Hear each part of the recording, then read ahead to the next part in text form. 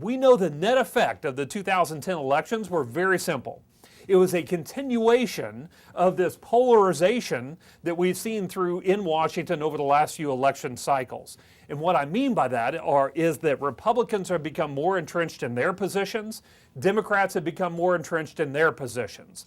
And what that tells us is that neither party is able to wholesale push their agenda through without one thing. And that one thing is consensus.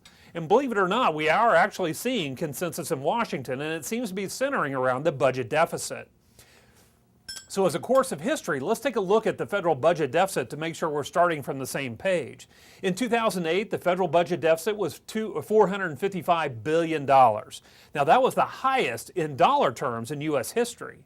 But just 1 year later, it swelled to $1.4 trillion. Now it came down a little bit in 2010. That was primarily due to higher than anticipated TARP repayments, as well as higher than anticipated capital gains. But we know the bipartisan agreed upon budget deficit for 2011 was a staggering $1.6 trillion. Now the good news is, as you can see by these numbers, they've been updated by the CBO, we came in under budget.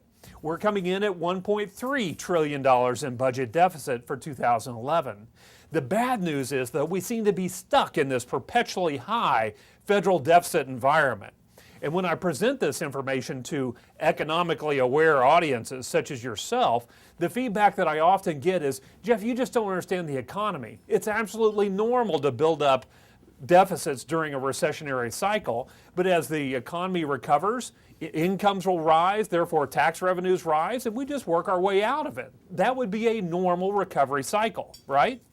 Unfortunately, the President's own bipartisan deficit reduction panel saw it a little bit differently. What they said is that our nation's on an unsustainable fiscal path, and even after the economy recovers, federal spending is projected to increase faster than revenues. Now, this quote may surprise you. It may surprise you because it says we can never catch up. And the reason we can never catch up is there's been an accelerant added into the U.S. economy.